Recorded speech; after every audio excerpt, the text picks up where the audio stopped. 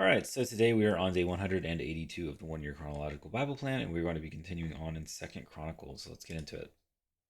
Second Chronicles 29:3. In the first month of the first year of his reign, he opened the doors of the temple of the Lord and repaired them. He brought in the priests and the Levites, assembled them in the square on the east side, and said, "Listen to me, Levites, consecrate yourselves now, and consecrate the temple of the Lord, the God of your ancestors. Remove all defilement from the sanctuary. Our parents were unfaithful; they did evil in the eyes of the Lord our God, and forsook him. They turned their faces away from the Lord's dwelling place and turned their backs on him. They also shut the doors of the portico and put out the lamps. They did not burn incense or present any burnt offerings at the sanctuary to the God of Israel. Therefore, the anger of the Lord has fallen on Judah and Jerusalem. He has made them an object of dread and horror and scorn, as you can see with your own eyes. This is why our fathers have fallen by the sword, and why our sons and daughters and our wives are in captivity. Now I intend to make a covenant with the Lord, the God of Israel, so that his fierce anger will turn away from us. My sons, do not be negligent now, for the Lord has chosen you to stand before him and serve him, to minister before him, and to burn incense." Then these Levites set to work. From the Kohathites, Mahath son of Amasai, and Joel son of Azariah. From the Merarites, Kish son of Abdi, and Azariah son of Jehalel.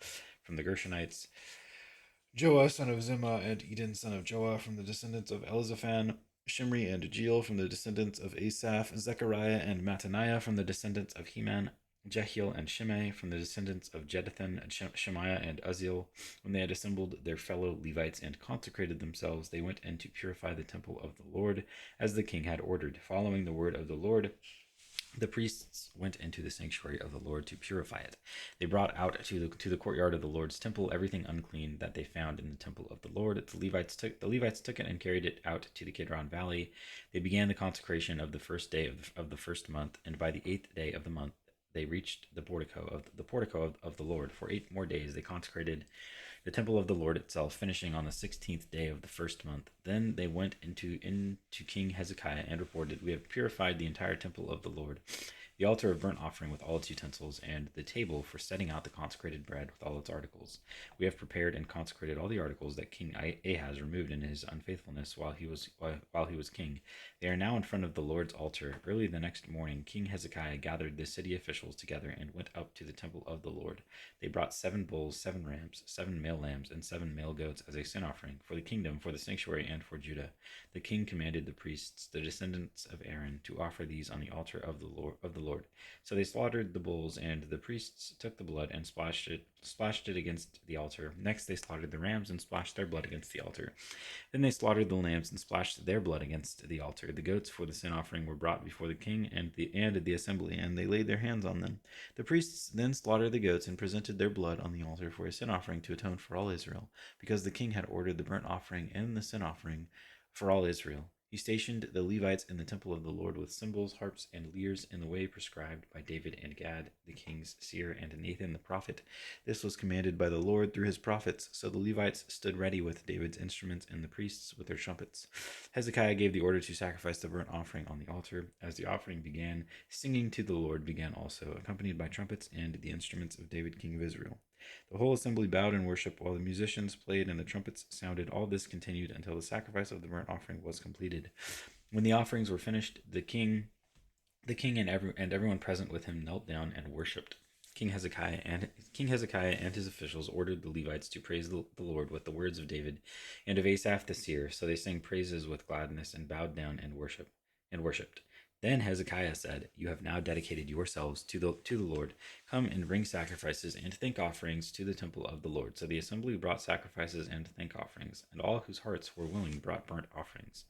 The number of burnt offerings the assembly brought was 70 bulls, 100 rams, and 200 male lambs, all of them for burnt offerings to the Lord. The animals consecrated as sacrifices amounted to 600 bulls and 3,000 sheep and goats. The priests, however, were too few to skin all the burnt offerings, so their relatives, the Levites, helped them until the task was finished and until other priests had been consecrated. For the Levites had been more conscientious in consecrating themselves than the priests had been. There were burnt offerings in abundance, together with the fat of the fellowship offerings and the drink offerings that accompanied the burnt offerings. So the service of the temple of the Lord was reestablished. Hezekiah and all the people rejoiced at what God had brought about for his people, because it was done so quickly. 2 Chronicles 30. Hezekiah celebrates the Passover. Hezekiah sent word to all Israel and to Judah, and also wrote letters to Ephraim and Manasseh, inviting them to come to the temple of the Lord in Jerusalem and celebrate the Passover to the Lord, the God of Israel. The king and his officials and the whole assembly in Jerusalem decided to celebrate the Passover in the second month. They had not been able to celebrate it at the regular time because not enough priests had consecrated themselves and the people had not assembled in Jerusalem. The plan seemed right both to the king and to the whole assembly. They decided to send a proclamation throughout Israel from Beersheba to Dan, calling the people to come to Jerusalem and celebrate the Passover to the Lord, the God of Israel. It had not been celebrated in large numbers according to what it was written.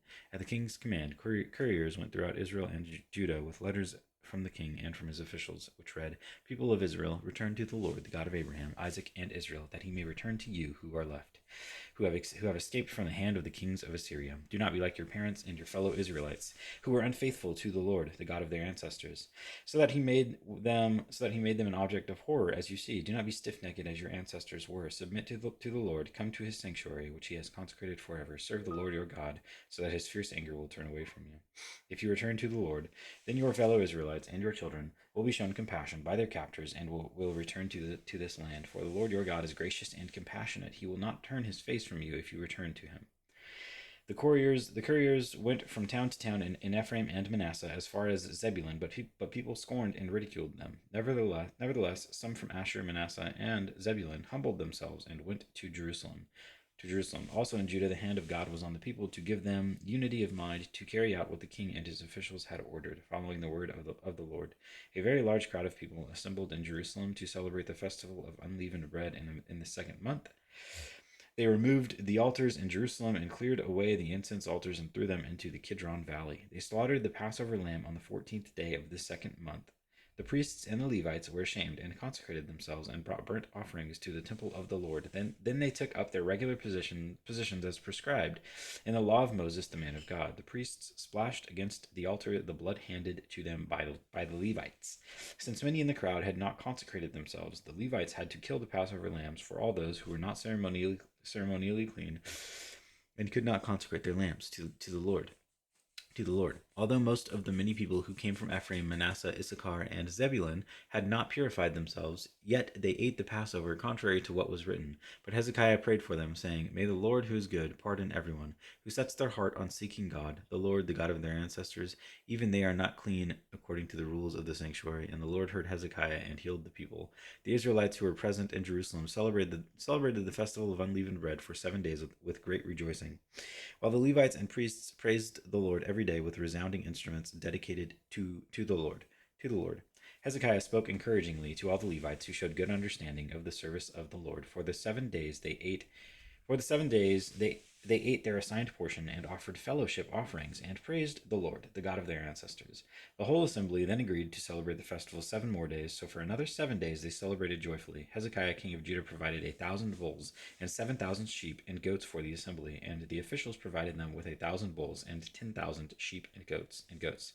A great number of priests consecrated themselves. The entire assembly of Judah rejoiced, along with the priests and Levites and all who had assembled from Israel, including the foreigners who had come from Israel and also those who resided in Judah. There was great joy in Jerusalem, for since the days of Solomon, son of David, king of Israel, there had been nothing like this in Jerusalem. The priests and the Levites stood to bless the people, and God heard them, for their prayer reached heaven, his holy dwelling place. 2 Chronicles 31. When all this had ended, the Israelites who were there went out to the towns of Judah, smashed the sacred stones, and cut down the Asherah poles.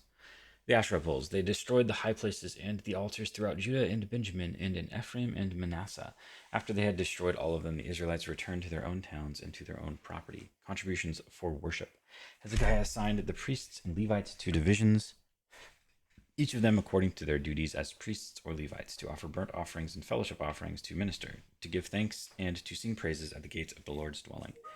The king contributed from his own possessions for the morning and evening burnt offerings, and for the burnt offerings on the Sabbaths, at the new moons, and at the appointed festivals as written in the law of the Lord. He ordered the people living in Jerusalem to give the portion due the priests and Levites, so they could devote themselves to the law of the Lord. As soon as the order went out, the Israelites generously gave the first fruits of their grain, new wine, olive oil, and honey, and all that the fields produced. They brought a great amount, a tithe of everything. The people of Israel and Judah who lived in the towns of Judah also brought a tithe of their herds and flocks, and a tithe of the holy things dedicated to the Lord their God. And they piled them in heaps. They began doing this in the third month and finished in the seventh month. When Hezekiah and his officials came and saw the heaps, they praised the Lord and blessed his people Israel. Hezekiah asked the priests and Levites about the heaps, and Azariah, the chief priest from the family of Zadok, answered, "Since the people began to bring their contribution to the temple of the Lord, we have had enough to eat and plenty to spare, because the Lord has blessed his people, and this great amount is left over." Hezekiah gave orders to prepare storerooms in the temple of the Lord, and this was done. Then they faithfully brought in the contributions, tithes, and dedicated gifts. Conaniah, a Levite, was the overseer in charge of these things, and his brother Shimei was next in rank. Jehiel, Azaziah, Nahath, Asahel, Jeremoth, Jozabad, Eliel, Ismachiah, Mahath, and Benaiah were assistants of Conaniah, and Shimei his brother. All these served by appointment of King Hezekiah, and Azariah, the official in charge of the temple of God. Kor, son of Imnah, the Levite, keeper of the east gate, was in charge of the freewill offerings given to God, distributing the contributions made to the Lord and also the consecrated gifts. Eden, Miniamin, Jeshua, Shemaiah, Amariah, and Shechaniah assisted him faithfully in the towns of the priests, distributing to their fellow priests according to their divisions, old and young alike. In addition, they distributed to the males 3 years old or more, whose names were in the genealogical records, all who would enter the temple of the Lord to perform the daily duties of their various tasks, according to their responsibilities and their divisions. And they distributed to the priests enrolled by their families in the genealogical records, and likewise to the Levites 20 years old or more, according to their responsibilities and their divisions. They included all the little ones, the wives, and the sons and daughters of the whole community listed in these genealogical records. For they were faithful in consecrating themselves. As for the priests, the descendants of Aaron who lived on the farmlands around their towns or in any other towns, men were designated by name to distribute portions to every male among them and to all who were recorded in the genealogies of the Levites. This is what Hezekiah did throughout Judah, doing what was good and right and faithful before the Lord his God. In everything that he undertook in the service of God's temple and in obedience to the law and the commands, he sought his God and worked wholeheartedly, and so he prospered. And that is day 182.